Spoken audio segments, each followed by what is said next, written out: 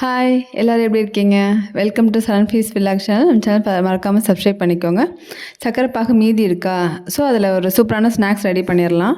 நம்ம விநாயகர் சதுர்த்திக்கு செஞ்சது போக அந்த பாகெல்லாம் மீதி இருக்கும். ஸோ அது வந்து அப்படியே கட்டியாக இருக்கும். நம்ம அதை என்ன பண்ணலாம், ஒரு டம்ளர் வந்து தண்ணி ஊற்றி நீங்கள் வந்து அதை கொதிக்க விடுங்க. நல்லா கட்டி இல்லாமல் கரைச்சி விட்டு கொதிக்க விடுங்க. கொதிக்க வச்சதுக்கப்புறம் ஒரு இதில் வடிகட்டிக்கோங்க. வடிகட்டிட்டு அந்த சக்கரை பாகை திரும்பியும் வந்து வேறு பாத்திரத்தில் மாற்றி கொதிக்க வைங்க. கொதித்ததுக்கப்புறம் நல்லா திருவண்ண தேங்காய், ஏலக்காய் பவுடர், ஒரு ஸ்பூன் நெய், எள்ளு எல்லாம் போட்டுக்கோங்க. அதில் மாவு பச்சரிசி, ஒரு டம்ளர் பச்சரிசி மாவை வந்து லைட்டாக பேனில் வறுத்துட்டு அதுக்கப்புறம் அதில் ஆட் பண்ணிக்கோங்க. லைட்டாக ஒரு பிஞ்சு சால்ட் எல்லாமே ஆட் பண்ணி அந்த சக்கரை பாகை நல்லா கிண்டுங்க. ஏன்னா ஒரு டம்ளர் அந்த தண்ணி ஊற்றிருக்கோமா, ஸோ வந்து ஒரு டம்ளர் மாவு கரெக்டாக இருக்கும். ஸோ எல்லாமே ஒரு 2 கிண்டு அந்த அடுப்பில் கிண்டி அப்படியே இறக்கி வச்சுருங்க. அவ்வளோதான், ஒரு சூப்பரான ஸ்நாக்ஸ் ரெடி ஆயிரும். இப்போ அந்த மாவு வந்து ஆறுனதுக்கப்புறம் நம்ம விரும்பின ஷேப்பில் கையில் வந்து நெய்யோ இல்லைன்னா எண்ணெயோ தடவிட்டு நல்லா உருட்டி பிசைஞ்சு வச்சுக்கலாம். ஸோ ஸ்டீம் பண்ணுற பாத்திரத்தில் வச்சு நம்ம வந்து வேக வச்சு எடுத்துக்கலாம்.